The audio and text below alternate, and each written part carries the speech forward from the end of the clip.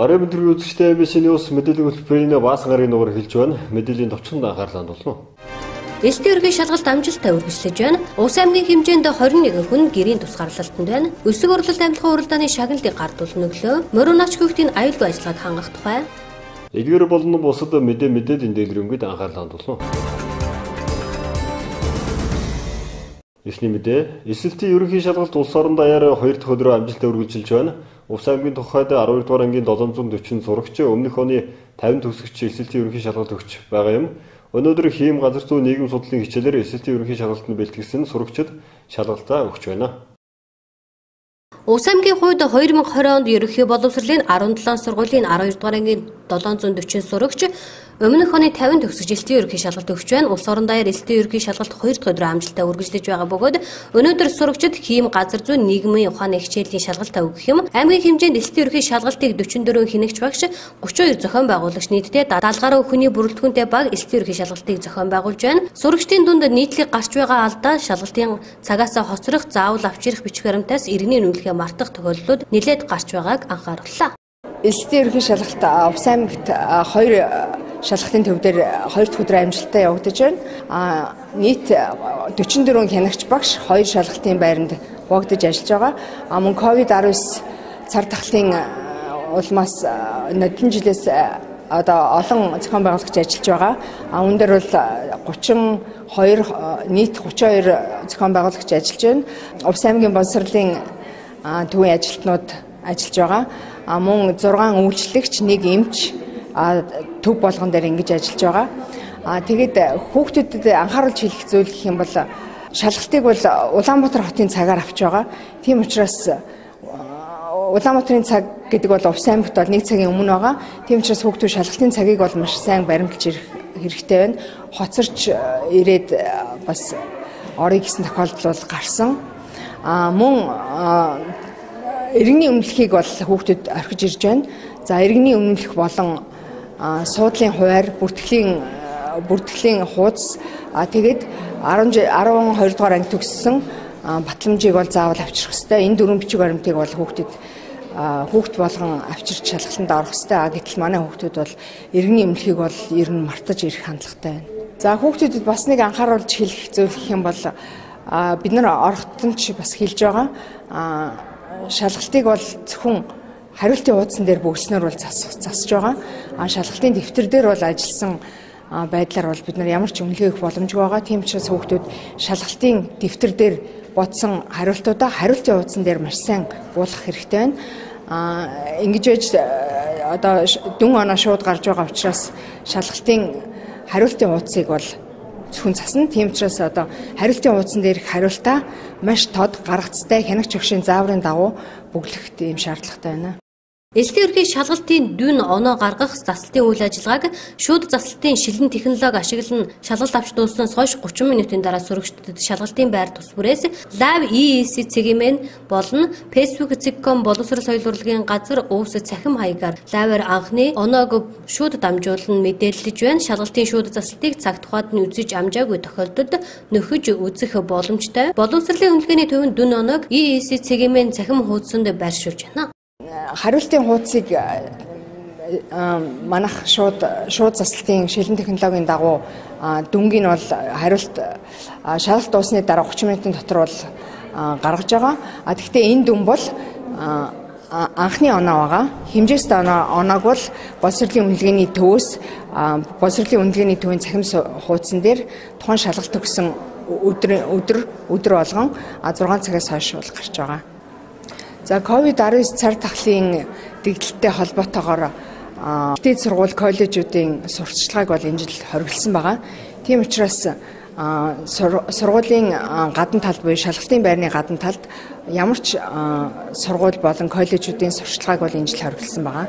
Ихтэй сургуулийн эсэлтийг бол цахим хэлбэрээр явуулж байгаагаараа онцлог байгаа. Тийм. За COVID-19-тэй холбоотойгоор шалгалтын байранд бол хэд хэдэн шаардлагадах зүйлийг бол бид нар боловсролын үнэлгээний төвөөс бид нар хотоос авчирсан байгаа.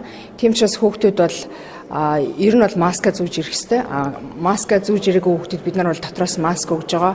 Нэг удаагийн бэлий өгж байгаа. Мөн гарыг ариутгаж байгаа. Тэгээд дээрэс нь халуун эмчигчээр халууныг хэмжээд оруулж байгаа.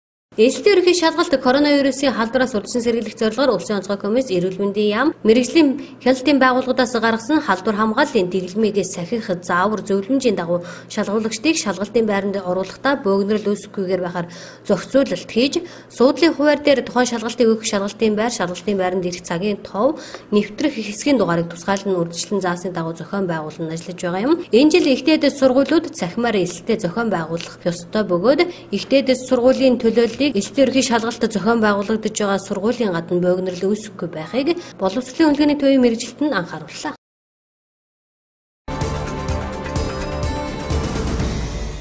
Дараагийн мэдээ. Увс аймагт коронавирусын с ижигтэй тохиолдол гэж бүртгэгдэнө тусгаарлагдаад байсан иргэд болон Ховд аймагт гарсан тарвган тахал өвчний тохиолдол батлагдсантай холбоотой манай аймагт ямар арга хэмжээнүүдийг авч ажиллаж байгаа талаар Увс аймгийн эрүүл мэндийн газраас тодрууллаа. Өчигдрийн байдлаар Монгол улсын хэмжээнд шинэ коронавирусын алдварын зөвөрлөгдөж ирсэн нийт 220 тохиолдлоос эдгэрсэн 177, эмчлүүлж буй 43 хүн байгаа гэсэн мэдээлэл өгсөн. Тэгвэл Увс аймгийн хэмжээнд эмнэлэгт эмчлүүлж байгаа болон эмнэлгийн тусгаарлалтанд байгаа хүн байхгүй. Өмнө нь тусгаарлалтанд байсан 9 иргэн болон Улаанбаатар хотоос ирсэн 12 иргэн бүгд гэрийн тусгаарлалтанд байгаа юм байна. За манай Увс аймгийн хувьд гэх юм бол нэгдсэн эмнэлгийн халдвартын тасагт тусгаарлалтанд байсан 9 хүн бол тусгаарлалтнаас гарсан байгаа. 6 сарын 24-нд, 6 сарын 21-нд тусгаарлалтнаас гарсан. За энэ улсууд маань гараад дахин 14 хоног бол гэртээ тусгаарлалтанд байх хэвээр. Тэгэхээр ингээд дахиад 7 хоног орчим гэртээ тусгаарлагдж байгаа гэсэн үг. За энэ тусгаарлалтанд байгаа хэсгийг бол өрхийн эрүүл мэндийн төвийн эмчнэр, мөн дээрээс нь аймгийн цагдаагийн газар, мэрэгжлийн хяналтын газар, онцгой байдлын газар гэсэн газруудаас харьяалагдах эмч мэрэгжилтэн тийм ээ энэ улсууд ингээд хяналт тавь ажиллаж байгаа. За мөн энэ 9 хүнээс гадна Улаанбаатар хотод тусгаарлалтанд байжгаад за Увс аймагт амьдрын орчин суудаг хүмүүс маань ирсэн байгаа. Энд бол нийтдээ 12 хүн байгаа. Нийтдээ ингээд манай Увс аймгийн хэмжээнд гэрийн тусгаарлалтанд бол 21 хүн байгаа. За яг ингээд эмнэлэг бол нэг тусгаарлах байранд бол байхгүй, бүгд гэрийн тусгаарлалтанд байгаа гэсэн. За энэ хүмүүс маань ингээд хоног хугацаа болонгууд шинжилгээнүүд өгөөд ингээд тусгаарлалтнаас гарах юм байна. За манай хөрш залгаа Орос улсын Туваа улсад бол өдөрт бол дунджаар нэг 135-аас 174 тохиолдол шинээр бүртгэж байгаа. За тийм учраас манай энэ хил залгаа хилийн нэвтрэгцийг боршуу гомтоос орж иж байгаа автоэврийн жолооч нарт бол бид нар бас зайлшгүй хяналт хийх зүйтэй болоод байгаа. За 7 сарын 2-ны өдрөөс 7 сарын 3-ны өглөөний 8 цаг хооронд бол боршуу гомтоор нийт ачаа тээврийн 14 машин орж ирсэн байна. За энэ ачаа тээврийн 14 машинд ямар хяналт тавьж байна гэхээр онцгой байдлын газар, мэрэгжлийн хяналт, за цагдаагийн газраас бол хяналт явж байгаа. За энэ машинуудыг бол хил дээр орж ирэхэд нь шууд цагдаагийн хяналтанд дор тэнд нь хувийн манай мэрэгжлийн хяналттай гэрээтэй хувийн ариутгал халдвар гүйтгэл хийдэг газартаа тэнд ариутгал халдвар гүйтгэл хийгдээд цагдаагийн машинаар ингээд гүүпэрлэн гэдэг тийм ээ ингээд авч орж ирээд тэгээд бараад бүтээгдэхүүнд нь ариутгал халдвар гүйтгэл хийгээд буулгаж ачаа тээврийг аваад тэгээд тухайн өдөр нь тэр хүн хариу буцаагаад тувааргаа буцаад хил нэвтрээд гарч байгаа. Манай аймагт коронавирусын нөхцөл байдал харьцангуй тайван байгаа ч хөрс зэрэгэлдээ Оросын холбооны улсын Туваа улсад халдварын дэгдэлт буурахгүй байгаа. Мөн манай аймагт залгаа Ховд аймагт гарсан тарвган тахал өвчний тохиолдол батлагдсантай холбоотой мэдээллийг өгсөн юм а. За манай хил залгаа Ховд аймагт манаас тарвган тахлын хоёр тохиолдол бүртгэгдээд байна. Энэ бол PCR буюу яг бас шинжилгээ баталгаажуулах шинжилгээнд бол эрг гарсан. За энд болохоор 27 настай эрэгтэй, 16 настай 2 эрэгтэй байсан. За яг эрүүл мэндийн яамнаас мэдээлж байгаагаар бол 27 настай эрэгтэйг нь бол булчирхай болон үүшгний хэлбэрийг хавсарсан гэсэн онцтой байгаа. За биеийн байдлын хүн дэвтэр. За 16 настай эрэгтэй нь бол бас булчирхай хэлбэрийн тархун тахлын шинжтэй заавалчрах оншвол батлагдсан. За тэгээд одоо яг энэ хүнтэй маань одоо нэгдүгээр хавьтгчаар хавьтлуулсан хүмүүс бол 148 байгаа даа. Тийм учраас одоо манай Увс аймгийн одоо иргэд маань бас одоо Ховд аймаг руу хил залгаа одоо Баян-Үлгэр рүү ч юм уу иймэрхүү одоо аялал жуулчлал зугаалах одоо цаг болж байгаа учраас энэтэй холбоотой тийшээ хөлөх хөдөлгөөнөө бас багсгаасаа болов тийшээ битээ одоо яваараа зорчуулсаа гэж хүсэж байгаа. Манай аймгийн Бөхмөрөн сум таргуун дахлын нэрсэлт бүсд ордог аймгийн зоонод өвчин судлалын үндэсний төв тус бүсэд гарьяалах хүмүүс таргуун дахл өвчний вакциныг хийж ажиллаж байна. Мөн аймгийн эрүүл мэндийн газраас нэгдсэн эмнэлэг зоонод өвчин судлалын үндэсний төв хамтран тухайн өвчнөөс сэргийлэх хариу арга хэмжээнүүдийг авч ажиллаж байна.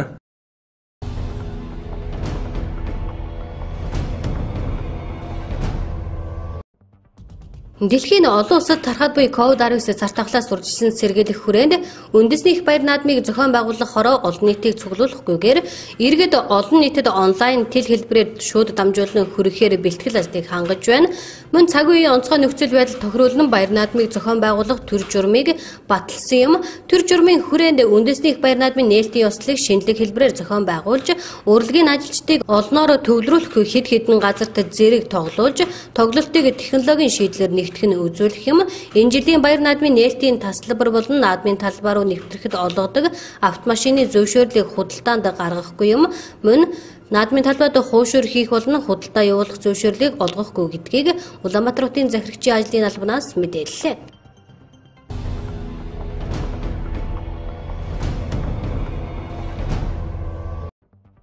Монгол Улсын их хурлын 8 дахь удаагийн сонгуулийн дүнгээр улсын хурлд хамгийн олон буюу 62 судал авсан Монгол Ардын намын баг хурал өчигдөр хуралдаж Монгол Улсын ерөнхий сайдад улсын хурлын гишүүн Монгол Ардын намын дарга Ухнагийн хүрэл сүхийг нэр дэвшүүлж санал нэгтээ дэмжин ерөнхий сайдад нэр дэвшигчийг томилуулах саналаа Монгол Улсын ерөнхийлөгчд өргөн мэдүүлсэн.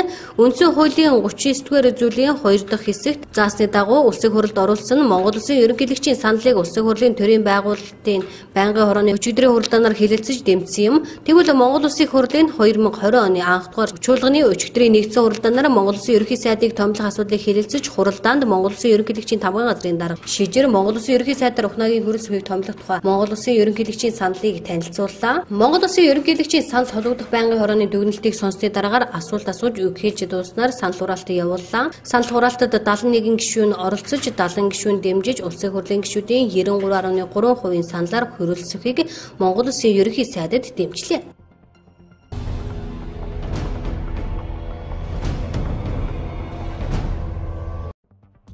6 дугаар сарын 23-ны өдөр таруу агенсан 2 хүн таргуун дахлын халдвар авч Ховд аймагт таргуун дахлын өвчлөл гараад байгаа юм. Энэ талаар зооны зөвшин судлалын үндэсний төвийн захирал цугадрах мэдээлэлтэй 2 өвчтний биеийн байдал хүнд Ховд аймгийн бүсийн онцлогооны төв болон цэцэг сумын эмнэлэг дэмжлүүлж байна. Тандалтай судалгааны үр дүнд 1-р хавьтал 147, 2-р хавьтал 504 хүнийг илрүүлэн урьдчилан сэргийлэх эмчилгээнд хамрууллаа. Тандалт судалгааны үр дүнд 1-р хавьтлуудаас хамгийн ойрын хавьтал болох эмнэлгийн тусламж үзүүлсэн дуудлагад явсан нийт 46 иргэнээс шинжилгээ авахд бүгд цэрэг гарсан. Зоонод зөвчин судлалын үндэсний төвийн мэрэгжлийн баг очиж энэ судлал молекул биологийн шинжилгээгээр оншийг бүрэн баталгаажууллаа. Ховд аймгийн засаг даргын шийдвэрээр жаргалант цэцэг суманд хэсэгчилсэн хөл хорооны дэглэмийг тогтоогоод байна.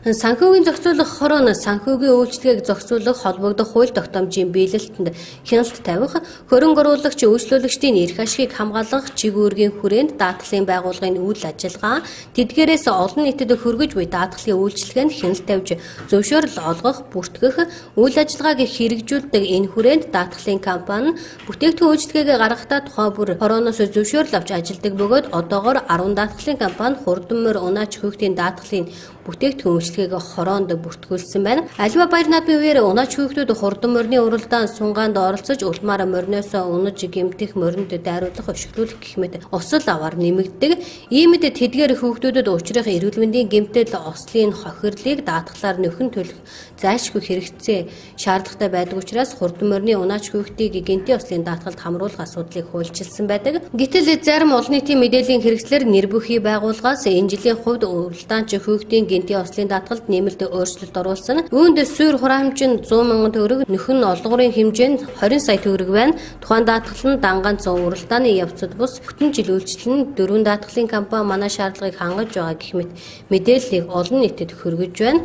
Даатгалын хураамжийн хэмжээг албан журмын даатгалын хуулиар сайн дурын даатгалын хувьд даатгалын компани тусгай мэрэгжилтэн болох акт өөрчлөлт тооцоолсон үндэстэн дээр санхүүгийн зохицуулах хороонд бүртгүүлдэг бөгөөд бусад аль нэг байгууллагаас тогтоох эрхгүй болон мөн даатгалын үнэлгээний хэмжээг иргэний хуулийн дагуу даатгагч даатгуулагч харилцан тохиролцож тогтоохоор хуульчилсан байна. Түүнчлэн тус хорооноос бусад альва байгууллага нь даатгалын байгууллага тусгааллын шаардлага тавих эрхгүй болохыг үүгээр мэдэгдэж, иргэд даатгуулагч та бүхэн алдаатай хуульд нийцээгүй мэдээлэл төрөгдөхгүй байхыг хүсэх хэмээн санхүүгийн зохицуулах хорооноос анхаарууллаа.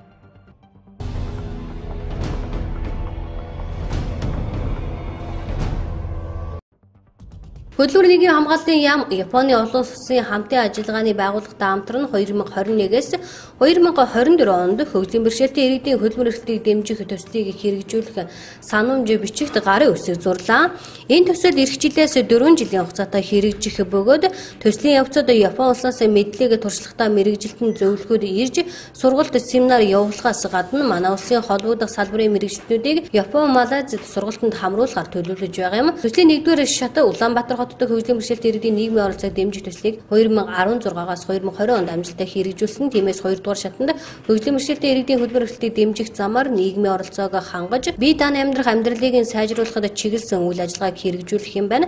Тухайлбал хөгжлийн бэрхшээлтэй иргэдийн хөтөлбөр эрхлэлийг дэмжих загвар үйл ажиллагааг хэрэгжүүлж улсын хэмжээнд нэвтрүүлэхэд дэмжлэг үзүүлэх, хөтөлбөр эрхлэлийг дэмжих хөтөлбөр төлөвлөгөөг шинжилэн боловсруулах дэмжих талаар олон нийтэд зориулсан мэдээллийг түгээх юм байна.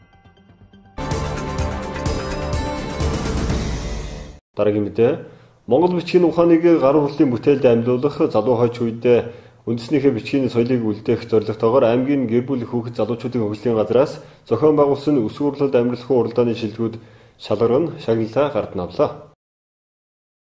Аймгийн гэр бүл хүүхэд залуучдын хөгжлийн газраас Монгол үндэсний бичиг үсгийн тэг зурлаг, уран бичвэрийн гайхамшигыг сурталчилан таниулах, төгс соёлын бичгийн ухааны гар урлалын бүтээлд амьлуулах, хойч үедээ өвлүүлэн үлдээх тэднийг судлах, ирмэлцлийг төрүүлэх зорилготой өсөг урлалд амьлахын уралдааныг ерөнхий боловсролын 6-аас 10-аас 12 дугаар ангийн сурагчид, мэрэгжил сургалт үйлдвэрлэлийн төвсөр боловсролын сурагчид, насанд хүрэгчид зэрэг 3 насны ангиллаар зохион байгуулсан юм. Өнөөдөр уралдааны шилдэгүүд шалгаран шагналаа гард навлаа.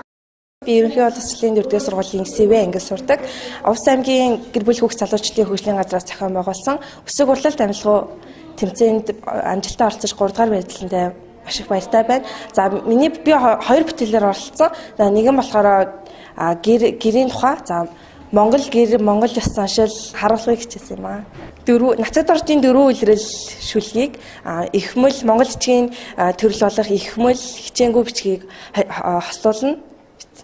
За энэ тэмцээнд оролцоод би угалзан бичиг өмнө бичиж байгаагүй, тэгээд энэ тэмцээнд оролцох гэж угалзан бичиг сурсан. За мөн ихмэл бичиг бас бичиж сурсан. Цаашдаа монгол бичгийг сурах нь илүү ач холбогдолтой. За би энэ тэмцээнд уран зураг монгол бичиг хослуулаад 2 дугаар ирэлцсэн байгаа. Би монгол бичгийг 6 дугаар ангиас эхэл судалж эхэлсэн. Монголынхаа өв соёлоос монгол бичгийг судлахад юу нэг нөлөөдөхгүй. Тэгээд найзуудаа болон дүү нартай монгол бичгийг судлахыг уриалж байна. Мянган жилийн түүхтэй Монгол бичгийн өв соёлоо хүүхэд өсвөр үеийнхэндээ сурчлан өвлүүлэн үлдээх зорилго бүхий өсөг урлалд амьлахын уралдаанд нийтдээ 28 бүтээл ирсэн бөгөөд насны ангилалт тусварт эхний 5 байрыг шалгарууллаа. Дараагийн мэдээ энэ жилийн хувьд өдөржүүлсэн бэлэн байдлын үед үндэсний их баяр наадмыг зохион байгуулж байгаагаар онцлогтой юм. Увс аймгийн гэр бүл хүүхэд залуучуудын хөгжлийн газар баяр наадмын үед хүүхдийн эрх зөрчигдөхөөс урьдчилан сэргийлэх, хурдан морины уралдаанч хүүхдийн аюулгүй байдалд хяналт тавих, цар тахлын халдвараас урьдчилан сэргийлэх талаар олон арга хэмжээнүүдийг авч ажиллаж байна.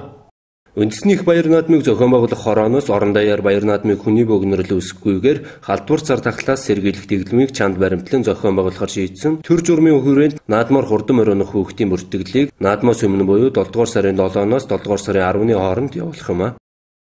За энэ жилийн баяр наадмаар унаач хүүхд, туралдаанч хүүхдийн аюулгүй байдлыг эрүүл мэнд аюулгүй байдлыг хамгаалан ажиллах болно. Тэгээд гэр бүл хүүхд залуучдын хөгжлийн газрын ажлын хэсгийг дараагаар ахлуулсан тийм ажлын хэсгийн тушаал гарсан. За мөн засгийн газрын тогтоолын дагуу нөгөө баяр наадам зохион байгуулах төр одоо журам байгаа. Тэр журмын дагуу одоо бид нар уралдаан хүүхдийн аюулгүй байдлыг хангаж ажиллана. За нэгдүгээр болохоор бид нар бүртгэлийн програмд хүүхдүүдийг уралдаан хүүхдүүдэд одоо нэгдсэн журмаар бүртгэж оруулах хэрэгтэй байгаа. За бүртгэж оруулахдаа бүртгэл явуулах явцад юуг одоо уралдаан хүүхдүүд минь ирэх вэ гэхээр нэгдүгээрт бол заавал одоо өөрийн биеэр ирэх хэрэгтэй. Төрсний гэрчлэгээтэйгээ тэгээд уяач юм уу эсвэл ичгийнхээ аль нэгийнхээ хамт ирэх хэрэгтэй. За хоёрд болохоор тухайн хүүхд минь заавал одоо гинтийн ослын даатгалд даатгуулсан байх хэрэгтэй. Энэ жил бол санхүүгийн зохицуулах орноос эрх авсан 11 одоо даатгалын компани бол байгаа. Тэгээд орон нутагт бол одоо даатгалын компаниуд чөлөөтэй аль компаниар одоо даатгалын үйлчилгээг авах бүрэн боломжтой. За тэгээд 100 мянган төгрөгийн даатгалыг бас хийлгэнэ гэсэн үг жилийн тийм ээ. За тэгээд тэр даатгалын нөхцлүүд өөр одоо нөхцлөр байгаа. За дараад нь бол тухайн уралдаан хүүхдийн одоо эцгийн зөвшөөрлийг заавал авсан байх хэрэгтэй. За мөн дэлхийн нийтэд тархаад байгаа нөгөө цар тахалтай холбогдлоо хүүхдийн эрүүл мэндийн аюулгүй байдлыг хангах үүднээсээ эрүүл мэндийн одоо эрүүл гэсэн онцтой тийм ээ халууны шилээр дор аж халууны нүүдсэн тэр хүүхд мань эрүүл тийм хүүхдүүдийг хурдан морин дээр бид нар уралдуулах тийм хялтыг тавина. Тэгэхээр энэ чинь тодорхойлт тэгээд эрүүл мэндийн хуудастайгаа ирж одоо бүртгэлийн үйл ажиллагаа хийх хэрэгтэй. За дараагийн асуудал нь болохоор энэ эрүүл мэндийн одоо энэ цар тахалтай холбоотой хүүхдийнхээ эрүүл мэндийг хамгаалах үүднээсээ бид нар тухайн үед нь бол маск тийм ээ маск зүйлгэх тэгээд гарын ариун цэврийг нь хангаж уралдуулах тийм одоо эрүүл мэндийн шаардлагуудыг тавьж одоо энэ удаагийн баяр наадмын үйл ажиллагааг хүүхдийнхээ одоо аюулгүй байдлын хангахын хяналтуудыг тавьж ажиллахаар төлөвлөсөн байгаа.